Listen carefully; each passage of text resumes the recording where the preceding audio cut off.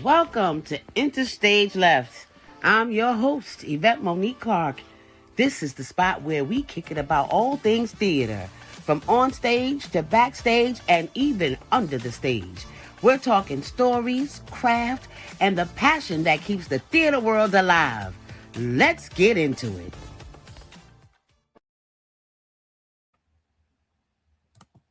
So today we have Mr. Drew Wutke. I can't wait to hear what you're going to say. This is all a surprise to me. Give it to me, Mama.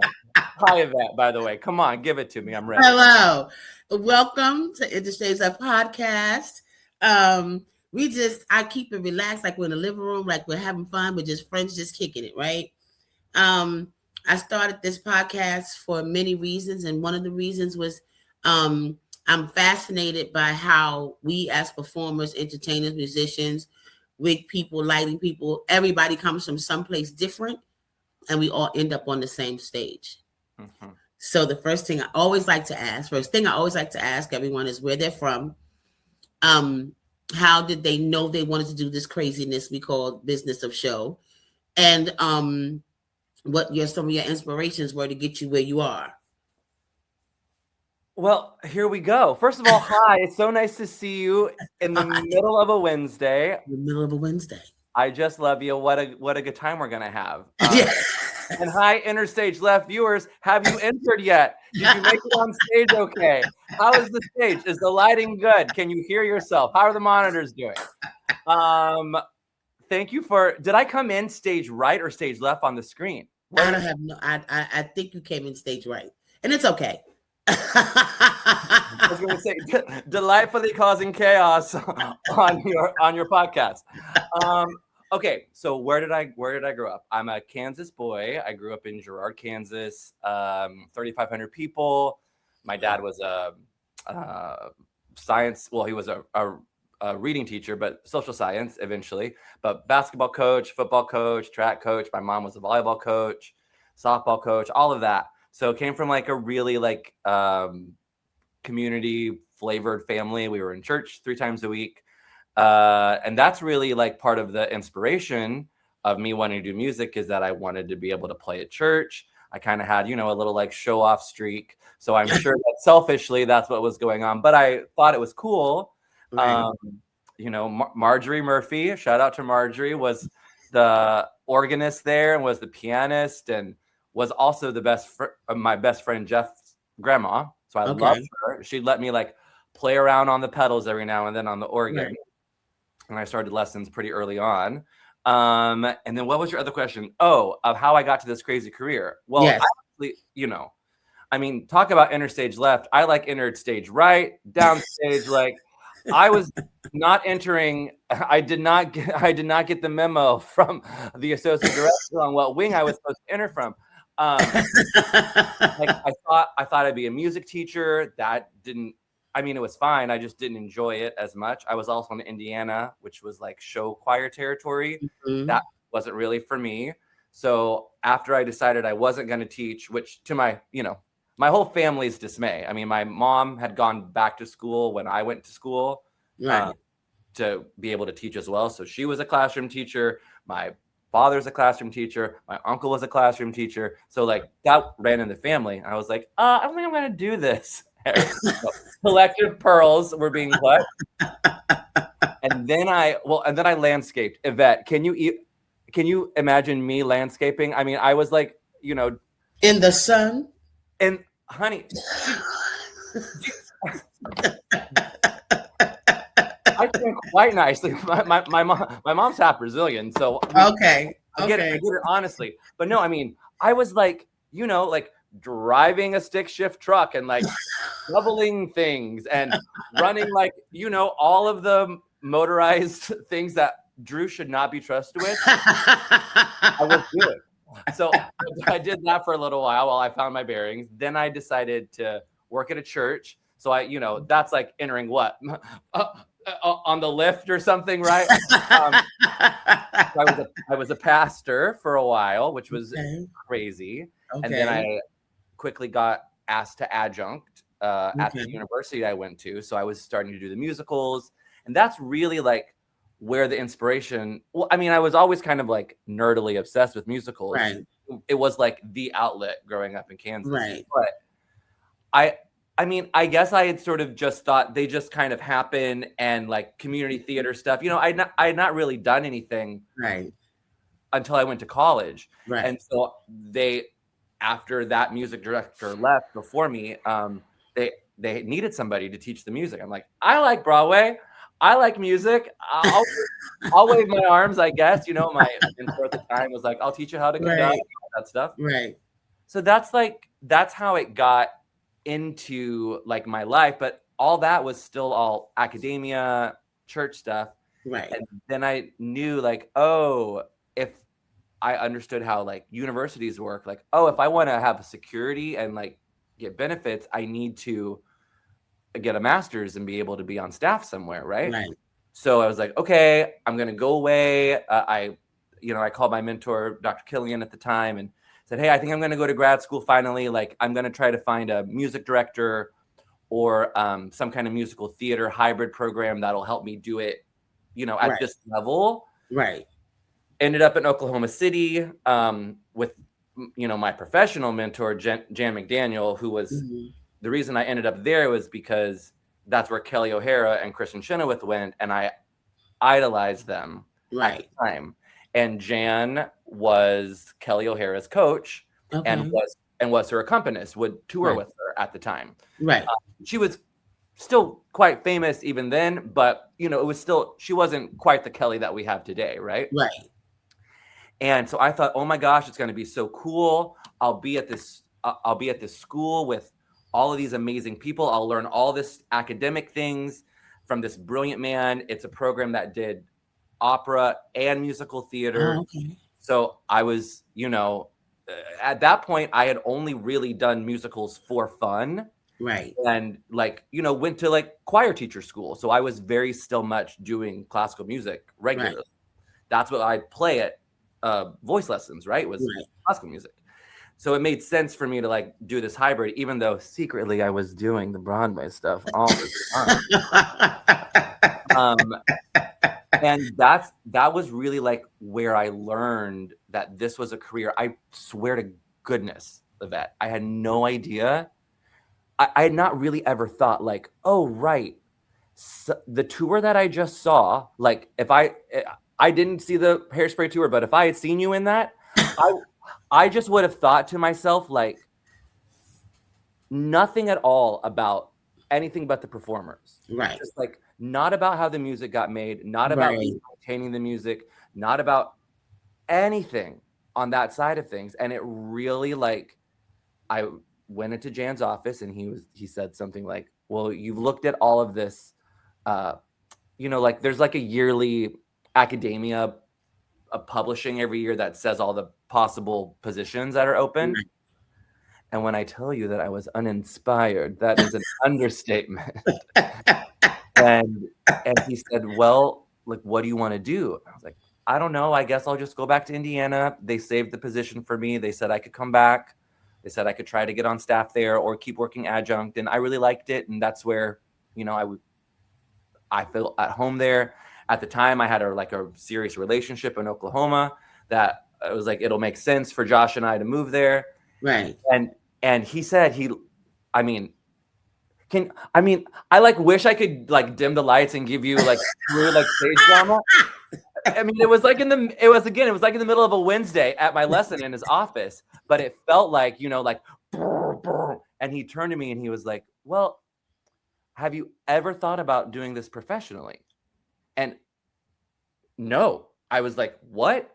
I literally said to him, what does that even mean? And he was like, well, you know, people actually hire professional coaches for stuff. He was like, now at that point, I was still doing opera and musical theater, right? Okay. So he was like, you know, that's it's called a répétiteur in the opera world. But that's the person who like works with the singers, gets them all ready while the conductor's, you know, putting together the opera. Right. Like, that's a real thing. All you would have to do is move to like a city center. And at that point, you know, like Dallas had a really big opera scene, Chicago had a big opera scene, and New York. Mm-hmm. And there's obviously, you could music direct. You're really good at this. People need private vocal coaches in Broadway. That's how they do it on Broadway. Like, okay. And I mean, I don't know what possessed me. The spirit of the arts got me. Andre de Shield's spirit said, "Get back in time, you." And I don't know. It's still surprising to me to say this. I moved here without any jobs. I had only saved up money. I was working in summer stock. I saved up money for 2 years. I was still in debt from, master's program. They were really, I'd got a huge scholarship. Right. But I had still, to get done in 2 years, I had still taken out loans so that I could do all of that. Right. I knew one guy, Caleb Hoyer, who is an amazing music director who you need to have on this show. He's amazing. Okay. We had grown up together, and he was from Pittsburgh, Kansas. I was from Girard, 20 minutes apart. Okay. He worked at NYU. And I said, if I come to New York, do you think there might be work for me? He was like, well, I don't know, but I'll give you the work that I can't have. And so I worked for those first few months, like under the table, cash only. I know that's right. And it literally was like, $3, 2 bags, 1 me situation. Like, I came to New York with a one-way ticket, with no source of employment, and only cash in the bank, hoping that I would eventually find work. I mean, y'all haven't kicked me out yet, so I'm doing okay. but like, I was inspired by fucking insanity. Yes. Like, nuts. The dream of it was too big to say no to. And I'm so curious about your journey to this. Like, what I remember a defining moment when I was about to decide to move here. So this was, end of grad school. We've written all the theses, all the recitals and everything.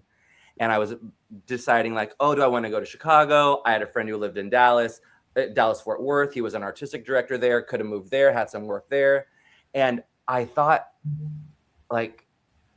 I will regret not moving to New York for the rest of my life. If I don't do it, I will wonder every day, could I have done it? Yes. Was I good enough to go to New York and do this in the way that I had dreamt? And I have sort of a philosophy. I only want to allow myself 3 regrets in life.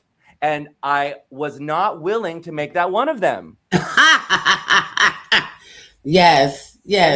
But was there a defining moment for you when you were like, I must do this no matter what the cost is, no regrets? Like, what was that for you? Yes, it was. I'm from New York, so I didn't have to move. I don't know if I could have do what everybody else does and move to New York, because that's a big deal, right? My son was 9 years old. Right. I was flopping around in life like, I don't want to do this. I don't want to do any of this. And I decided one day, I just want to sing. I didn't know how. I didn't know where. I was getting jobs off of Craigslist before there were murderers on it. Oh yeah, I got my first W-4, my first legal job off of Craigslist. Yeah, so that's where it started. And I was like, I don't know what upstage, downstage means. I don't know what you mean, stage left, stage right. I don't know. That interstage left. I don't even know what that means. I don't know. Hit your mark. I don't know. I didn't know I didn't know anything. All I knew was that I could sing, and I didn't know if I could sing more than 2 days in a row, but I knew I could make sound, and that's it. That's it. Well, we're the better for your bravery that you and maybe your delusion. Maybe my insanity. Yes. Yeah, exactly. Both of our shared delusion and insanity. We'll take it. Yes, indeed. So it always fascinates me because I know so many people, right? And we don't get a chance to get to know what we do outside of, like, let's say for where we work, Marie's. I don't know what you do. So that's why I always ask people to send me their resume or their bio so I know where they're coming from, right? And I know what their multifaceted talents are, right? So we know that you are a musical director, right? Sure. And how you fell into that. You literally fell out of the sky. It was like, okay, I think I could do it. So when I read your bio and saw who you work with, and I was like, now you're telling me your backstory. That's why it makes sense now.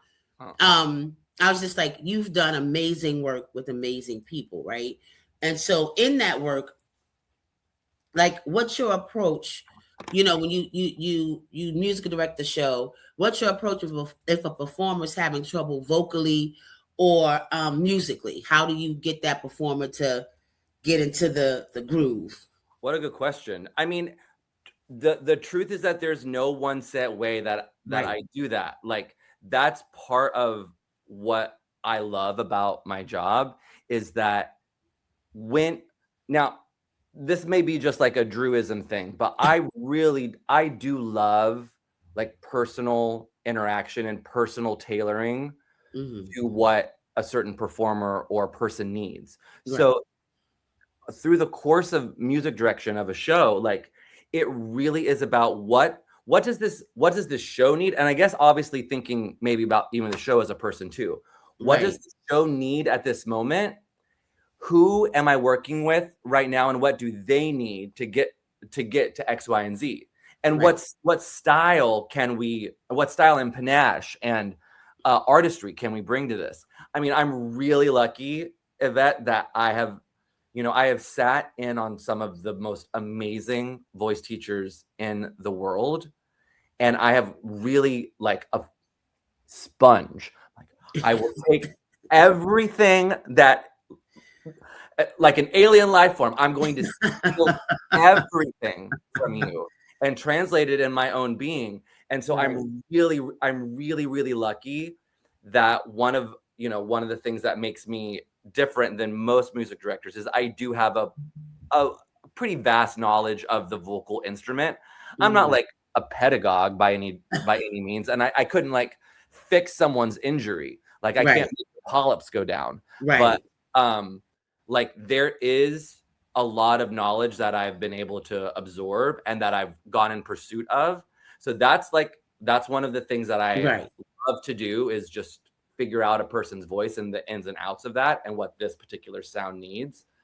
Like some of the other stuff that's really fun is like when you actually get the time. Like, by the way, I want to say, I have a message for the American theater. We need to do it. We need to do it like the Brits do. We need more time to make the things that we love. We need more time. Yes. They have like 2 weeks of just plain table work in London. Right. Come on. Those are the things that we need. And so, if we get a day, we're lucky. Indeed. And so similarly to that, like, if I have time, it is so fun to like go to my nerdy music teaching place and figure out how to demystify something, or even like decode what a composer's doing, why this lyric is set this way, why this harmony is this way, why the arranger wanted to do it this way, why that orchestrator has those horns there. I live for that nonsense. It's not really nonsense. It's like the truth of the piece, right? But the truth is that working on those details, I found, can often unlock things for the performer if they're getting stuck. It's like we sort of have to get,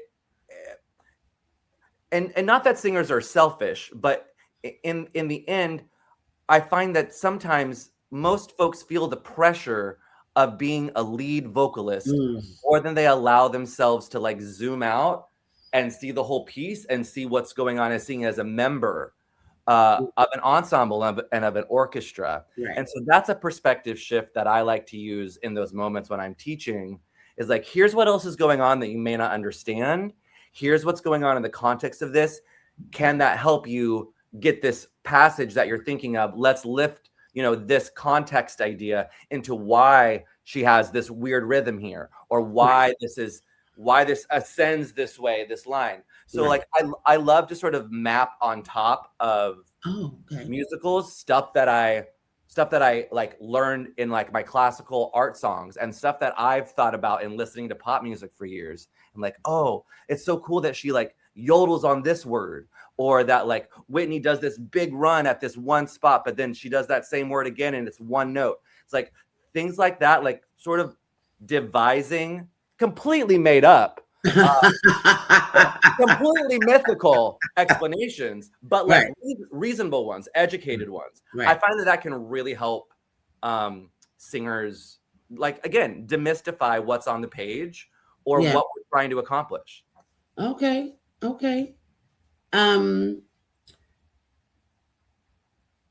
What makes rehearsal rooms can be many things. Yeah. Indeed. Shall we mad lib? Shall we mad lib about rehearsal rooms? Oh, okay. No. But how do you make a room feel, because the music director always gets us first, right? Before the choreographer, the director, everybody. The music director always gets us first. How do you keep get the trust of the cast and keep it musically alive for us to be able to collaborate and make the music happen? Like, what are some of your techniques? I know you have a bubbly personality, but like, how do you keep the rehearsal room, alive, basically, and have everybody on one page? Well, my personality does help. I'll say that. Not that I don't have the skills, but I am also a personality hire. So that's okay. But keeping it alive, I think, is really based in a music director's understanding of what the goals of that rehearsal period are, and also like truly as an artist and as a storyteller, caring about the script, the story, how those things intersect. And I think the more that as music directors that we can see ourselves as like leaders in that way, not just of executors of the music, but as keepers of the story as much as a director is. Yes. We hopefully, if we speak about those things and understand them from our own, and all anybody can ever have is their own perspective, right? It's like I can't speak to it from a composing thing. I didn't write it. Right. But I can attempt to understand what this composer is trying to form with this and what my own instincts and gut wants to say about that. And that's how I think I keep it alive, is I try to share those things and my ideas about how the song is functioning, about what excites me, about the character, about what's happening in this story arc that I find so fascinating about the music. I try sharing that as much as possible, I think, is what helps me keep it alive. On top of my amazing personality. On top of that. Okay. I don't know what keeps it alive for you? When you are in those heavy music days, I mean, we can tell when you guys all check out. We can tell. It's like, it's usually right before lunch. And you're like, 11:15. Uh-oh. And I can't do it. My mind is full of things and I can't do it. Of course. If it's a show that means a lot to me, I never check out. I don't care who's music directing it. It's because it's personal for me. If it's a show, it's like that's difficult and I'm always having to, it's such hard music. So I don't hear well unless my eyes are wide open. So when you see me in rehearsal with my eyes wide open, I'm trying to learn this music. I'm like, I can't get it. I gotta study. I'm studying. So trusting my musical director, being able to trust that you will lead us where we need to go. Well, that's such a good point, because I think the trust goes both ways, right? I think it's like, and it's also a trusting of the process that we're all aware. Currently, this is why I have a bone to pick with the American theater right now. It's like, give us more time to make these things. Give us more time for us to swim in these worlds and in this language and in this music, right? Or in the dancing or the movement or whatever. Right. Because when we're trusting each other that like we're all gonna get there together, we know it overloads at the beginning. We know that Yes. there's too much to sort through. But if Yes. you trust that I won't let you sound bad, that I Right. won't let you embarrass yourself. That's something I Right. say a lot, is like, I promise you, I will never let you embarrass yourself. I promise. Because Right. there is so much agita over, maybe I can't sing this the right way. Am I doing it the way that you want to? And in the end, sometimes it's a matter of preferences. And Yes. so I have to trust you that you're going to use your best sense of artistry, just like you're trusting me that I've got a plan and I've got my own sense of artistry and I'm getting us to that plan. And so that's it. It is about trust. I think that's a great word for us to use. Yes. Yeah, it is. And we do have such a short time to form a community.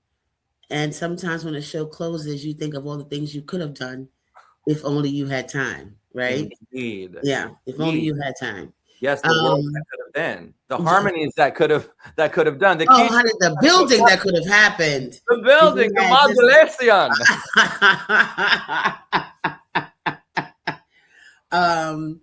So what I always like to ask, like, funny questions, like disaster questions, like have you ever had to recover from like a musical disaster mid-show, like something was like, you're like, oh no.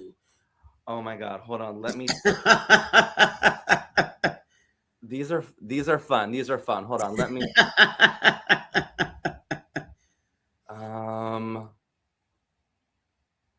well, I mean, I guess I haven't had to, but I was doing a production, and this is not really that great of a story, but we were doing a production in which we had a number that had two different keys based on whoever the actor was. Yes. And there was one time that half the band did not go to the right key, and it was like, oh my God. I mean, it was sorted very, you know in 2 notes that, right. But I am certain that my conductor cam was not is not one that I would want to watch now. I would probably try to handle it a bit more professionally. But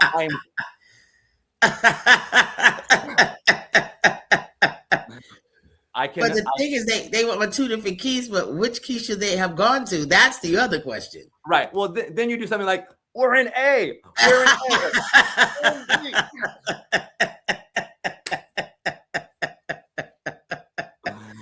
It was fine. That's the joy of live entertainment, right? Anything can happen to you. Anything can happen. Indeed. I'm trying to think of other things, like music has fallen down. Yes. People have thrown stuff into the pit. You just, you deal with it the best that you deal with it the best that you can. One time I really messed it up. One time oh Lordy. So in college, I was a theater minor I didn't take my last class, so I was almost a theater minor. Okay. In college, so we had a really small program, so it was a really enjoyable thing to do this on the side on top of music classes. Right. So one year we did Oklahoma, and I mean, to my own credit, this was not like egg on the face, but I was Will Parker, and I did not wait for the conductor to cue me at the beginning of a song, where he sings like, what you gonna say, da, da, da, da, da. He sings like the middle part of the reprise of Can't Say No. Well, I just decided I was gonna start. I have no recollection of like why I wanted to start then. And I remember Dr. Killian's face being like, I just kept going. Thank God my muscle memory was good enough. I was in the right key. Right. You were just gonna move along. Like you just move along. I will say very shortly after that, karma came back and got me, because I was a soloist in a choir tune, and we were in like Florida or something. We'd gone on spring break choir tour, and in the middle of what's that song about bones? Elijah, Dry Bones. I don't know. Okay, there's some spiritual in which I had like this baritone solo in the middle of it. Right. And mama, the words, it was the white room, as they say, and I was just Elijah, bones, bones, bones, bones, bones, bones. Like June is busting out all over. Indeed. Do you have a quick accessible disaster that you've gone through? I'm usually just really clumsy and fall down on stage. So that's usually my ticket. It's not, you know, is that your next podcast, falling down stage?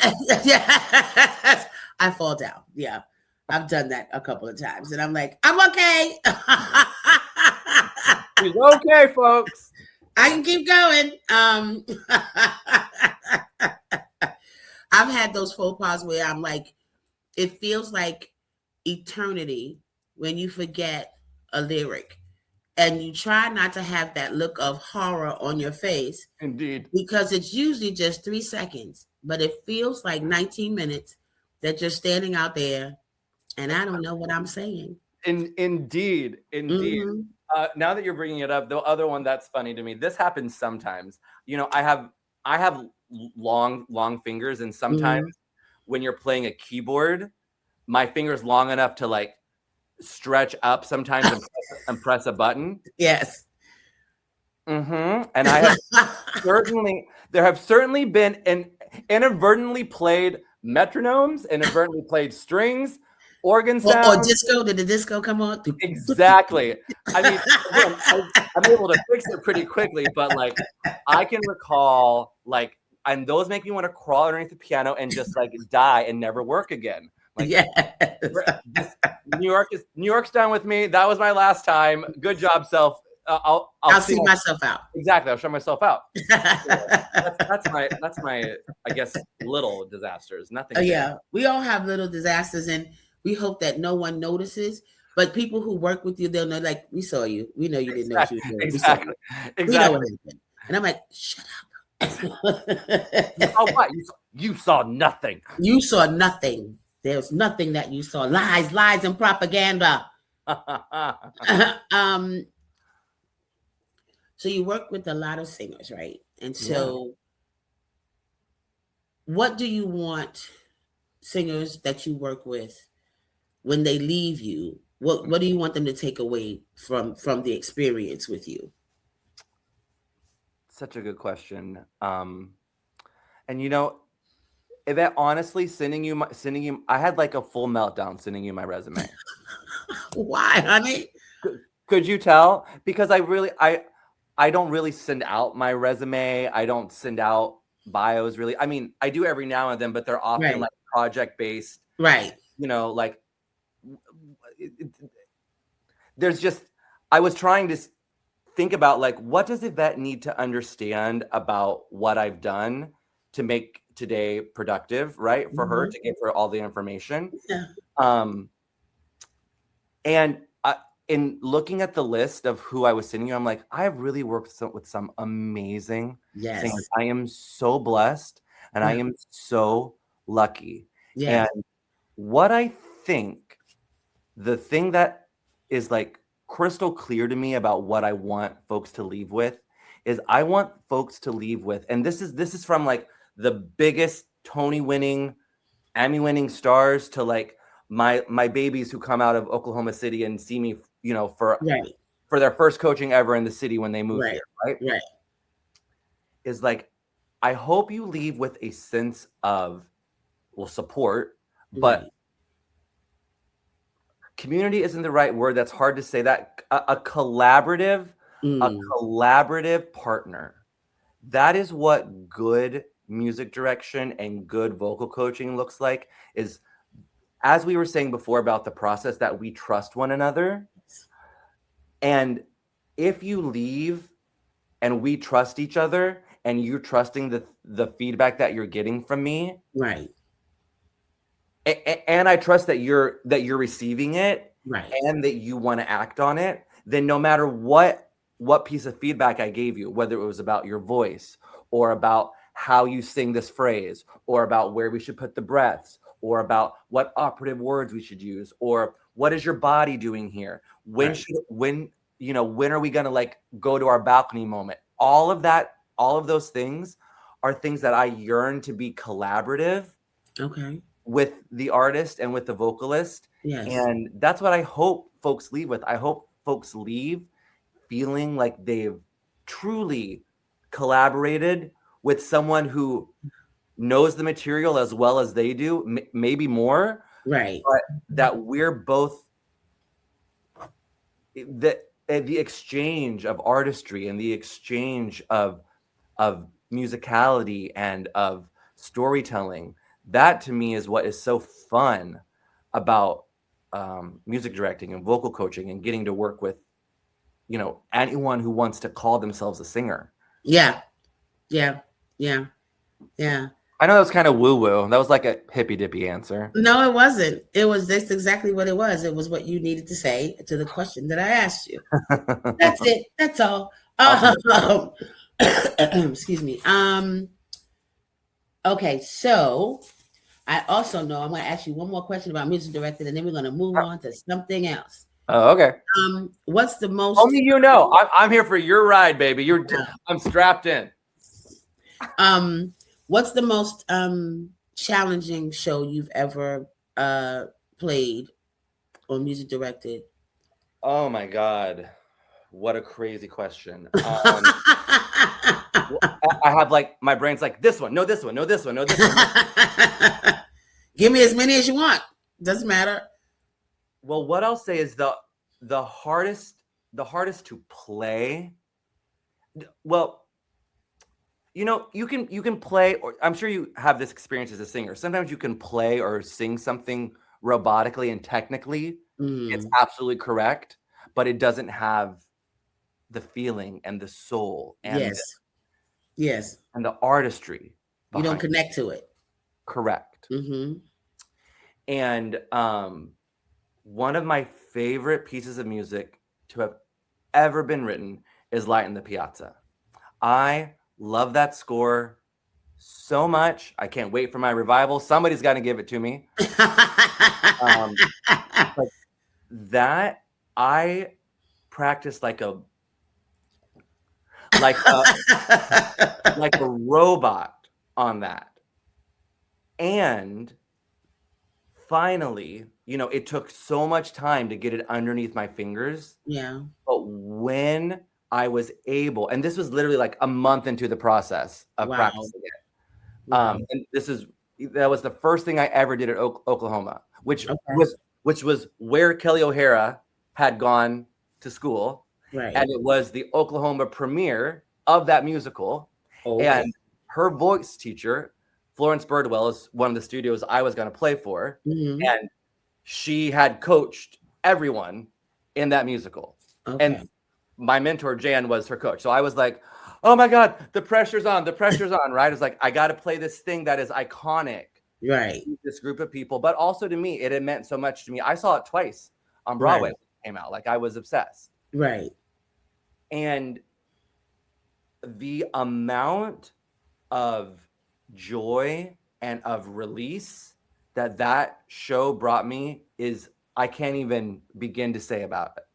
But the amount of brain power that it took to play all of those notes correctly, but also expressively and also musically.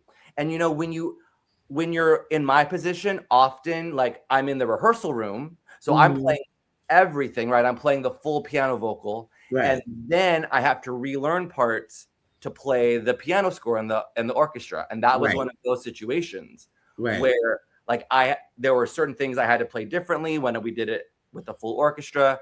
But every night when I was in rehearsal for, you know, the 4 weeks of it, I was playing other stuff, and just the mental and I do it right now again. You could put me in any Light in the Piazza and I'd be happy to do it. But that was one of the most wildest tests of like, am I an actual musician? Am I what I think I want to be? Can I make myself this in this amount of time? Do I have the skill set to do this?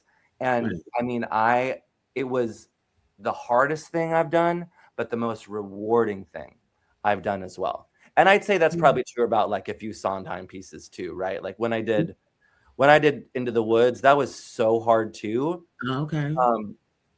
But it was hard for different reasons. Yeah.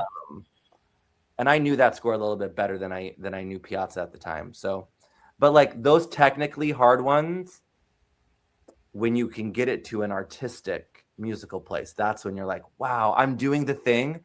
And also I'm exhausted and all I want to do is go home and go to bed, right? I want to take a nap. Exactly. Is there a genre you feel most at home in, like musical theater that's your jam? Like Light in the Piazza is very different from, In the Heights. What's your what genre do you feel like is your thing, or you love them all? I do love that. I really do love them all. I love the challenge of them all. Like I'm obsessed. I'm just like that weird little guy who, like, if it's something I don't know, then I want to learn everything I can about it. Okay. So like I haven't ever really played in the Heights in like a full show way, but right after COVID, the first thing that one of the first concerts that we did at 54 Below was In the Heights reunion. Okay. And I'd only listened to it, and I liked In the Heights, but I never really played it. And, when I got that assignment, like, oh, you're going to sing it with real cast members who have done this. It's like, oh, then I had better understand what I'm playing and what Latin music is. And also in that show, there's also other hip hop stuff and other R&B stuff. And there's all different kinds of Latin music that I had no idea had a certain classification or a certain pattern. So that's just one example of like, I really do try to be flexible between as many styles as possible. And if I ever think I don't know something, I get curious about it and I want to figure out how I can do it and how I can play it better. Yeah. I try to not embarrass myself, well, that's really it. It's a fear of like, I don't want to like be like, oh God, that white boy doesn't know how to play that. Right? So I've had to learn a lot with the artists that have come into my life about styles that I grew up with, like with regular Broadway show tunes, with church music 24/7, contemporary Christian music, and country music. Like that's what I knew. Right. I didn't even grow up with classical music, Right. So it was like every one of those challenges, I've had to ask myself, like, can you do this? And most of the time it's like, yeah, you just don't know how to yet. So So go ahead, do it, then figure it out. Learn more about it. Yes, absolutely. Yeah, I love them all. I don't think I have one that I do particularly more than others. Okay. No, especially now. People, I mean, all kinds of stuff out there. Exactly. What's on Broadway is like, that's what's cool about it. It's literally, it's thrilling. Yeah, it's asked a lot of us musicians. Yeah. Who want to be able to who want to do different styles. Some people don't. That's okay. Right. Yeah. But like, I love jazz, but I had to learn about it. And I can remember in my life, like, 12 years ago, I remember somebody asked me to come and play a cabaret, like, and I want to do a jazz trio. And same as me sending you the resume, I'm like, I don't play jazz. Jazz. And it took people, being really patient with me and teaching me and encouraging me and helping me see that, oh, wait, I actually can do this. I just didn't know X, Y, and Z. And now I know it. Now I can play that way. Some things you just didn't know. Exactly. Indeed. Indeed. I'm grateful to the community for embracing me in this way. Absolutely. Absolutely. So you also a composer, which, well, yeah. Well, you ish, are you, I mean, I always tell people that is never my, I'll let you finish your question. Sorry, you can finish. No, that's okay. Can you tell people who don't know what a composer does? Since a lot of people that don't know, what is a composer's role in the creation of music? Right. Well, I've been lucky that the projects I've got to compose on are ones that I am scared shitless about, but that I am confident that I understand the piece. Okay. Or that I understand the artist well enough to like interpret what we're trying to do there. Right. And the reason I say I'm not a composer is because I honestly, that is not what I went to school for. I'm a great arranger. I'm a great like interpreter of things, but I never thought in a million years that I would write anything. And it's really taken, no. Oh God, no. No. And it actually shocks people when they learn that, because I think people assume most of us who are musicians also want to write our own music. Okay. And that's not necessarily so. No, it's not necessarily so. But what I have found is that people have made enough room for me that I'm not a bad composer. It's just not what I thought I would do. Right. So like for this Mae West thing I'm doing, like, my friend Kevin, who's directing it and writing it, and he said, well, I think we need an original song. And I was like, okay, well, who's going to write it? Yeah, I was like, so why? I was going to say, so why are you asking me? Indeed. And he was like, well, I think we can. I think you're good enough to. And I was like, you do? Yeah. He's like, you're a really good arranger. You understand music. You can do this. And that song is now the opening of the show, and it's not bad. I'll say that. It doesn't suck. It doesn't suck, and I'm proud of it. And it's taken some rewrites, taken some learning lessons from me, but I'm proud of it. And the same thing is true, when I got asked to do Tartuffe off Broadway. That was like very well. I had got out of my big health scare and was just trying to get back anyway. So like the thought of doing anything outside the bubble of what I was used to was really overwhelming. Knowing that it was like the premiere production at this new place, the House of the Redeemer, that it was, Andre DeShields was starring in it, Amber Iman was in it. It was like, oh my God, these are, Andre at that point was a friend, so I felt safe with him, but still so many people on that team, the producers, the directors, everybody was like, big people to me in this way. And I really had to ask myself, like, do you feel up for this? And I like took stock, and it was like, you know what? Yes, you are a good writer. You're maybe not trying to do this full time, but you're going to write as good as music as anybody else. You're very, very capable of this. And I am so proud of what I did 8 times a week and what we did. And, it's being comfortable with new things and adventures and being sort of bold when people ask you to do stuff. That's what's gotten me, again, to do the jazz. That's what's gotten me to record albums. I never thought in a million years I would be in a recording studio producing someone's album, like playing the bass, playing the keyboard, being like, oh, let's hear that drum sound. Like all of that. That's all because people have, like, again, trusted me to curate the sounds and like my aesthetic.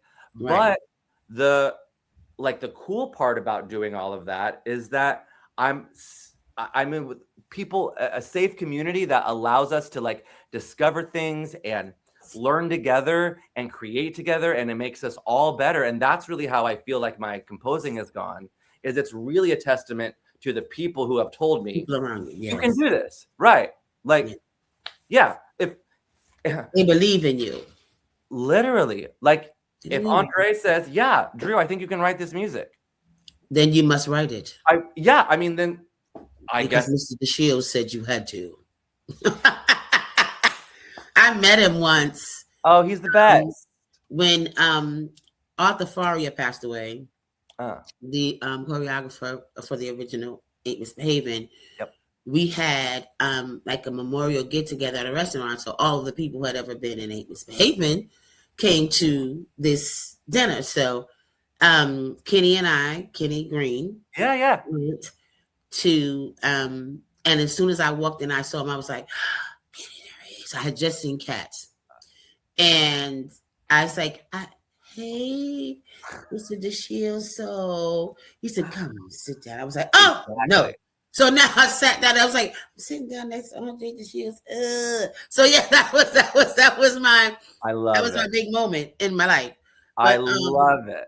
Yeah. So when he says things, you listen. Well, yeah, and I think, I mean, I'm sure similar to you, of like, there have been just certain things that you're like, I don't know how I'm going to do this. This person thinks I can. I'll figure it out. Yeah. And being faced with that kind of level of challenge, but also trust, like I'm proud of myself for rising to all of those occasions. Again, like I said earlier, not worth a regret. I don't want to spend one of my 3 regrets in life on this moment. So I'll figure it out. I'll learn more about writing music. I'll learn more about how to do this so that I can give it my best shot. Yeah. When somebody hires me, every role I've played has been somebody iconic, right? And I'm thinking, are you nuts? Exactly. You don't know what you're talking about, do you? And it's like, well, I never want to disappoint. And that's the thing. You don't want to disappoint. You don't want to be the weakest link in a show. So you make sure you do all the things you have to do because somebody trusted you. Even if you don't know what you're talking about or you don't know what you're thinking, they know and they see. So you have to trust the process to get you through to where you know, or fake it till you make it. But until you get to No, but you bring up such a good point that it is about like knowing yourself too. That is part of being a good artist, is being not afraid of you, of who you are, of what your skill set is, but then also not being afraid to expand it beyond what you thought that you could do, and being brave enough to step forward when maybe you can't see the ending, or you can't see how long this staircase is. You don't know when it's going to come to the next floor, but the step is here. I can walk. I'm not in a wheelchair, so I'm going to take this step and do the best I can. Yes. I haven't fallen on my face yet, so you've just fallen downstage center. I just fall down, but I haven't. She's okay. But thumbs up, no bruises for a while.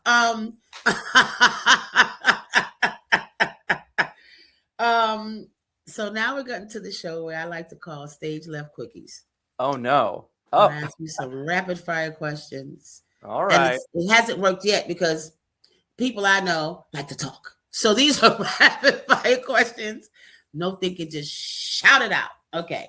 I'm nervous about this. These are questions that you know. These are things that you know. Okay. Perfect pitch or killer instincts? Killer instincts. Dream show to music direct?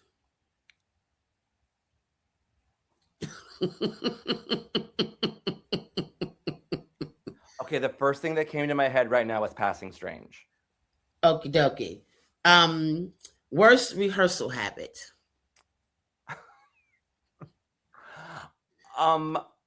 I often have non sequiturs in the middle. I'll just stop in the middle of teaching something and be like, this made me think of this. And I'm not really a good storyteller in that way. I don't really tell stories very funnily. So there are no punchlines. I'm like, that's it. The story's over.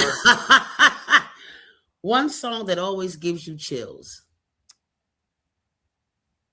Oh my God. I could go on and on for this one. I'm going to say Both Sides Now, right now, by Joni Mitchell. Okay.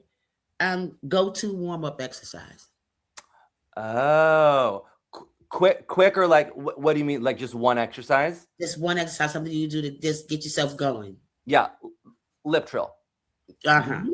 Siren lip trill. That one. That's it. Wasn't it painless? I didn't try to kill you. That's it. I survived. You survived the quickies. That's how I like to take a little bit longer. You understand.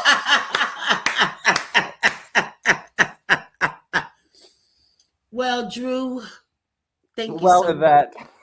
Thank you so much for coming on my podcast. I hope you had a Thanks good for having me. time. Oh my God, I adore you. I love every time that we're in the same room together. I love hearing you sing. You are just such a Thank you. gifted Thank you. gifted soul. Thank I you. mean, I still think about that Sunday brunch we did. Oh my God. I thought about that too. It was so fun. You were so good. And it was out of my comfort zone. I'd never stood in a little room and sang some songs. I was like, child, I don't know. My repertoire was a little smaller then. And I was like, hope this works. It was, but it did. But it did. And that's just like, once again, like one of the things we've been talking about is about the power of bravery and the power of your community. You like reached out. I was so happy to do it. Yes. We did something that you had never done before and quite excellently. Like, thank you. Hell yes. Good job, us. Good job. Good job, us. Yeah. But I'm really humbled that you even asked me to be on here. Who even am I to be on your podcast? Like, when is the last time I entered stage left, stage right, or anything? Like, but I'm amazed by you. You're such a wonderful human. You're so caring. You're such an amazing mom, an amazing friend to so many people, and such a wonderful artist. And we're so lucky to have you. Thank you so much. Thank you. Thank you. Oh, don't make me cry, Drew. Well, get it together, Queen. Come on. It's your podcast. Thank you, baby. I love you. I hope to see you soon. I hope to see you soon, too. I know I'll have to come by and hug on you for real. Yeah. Can ya? Be nice. Won't be a quickie either. All right, my love. All right. See you. Happy Wednesday. Happy Wednesday.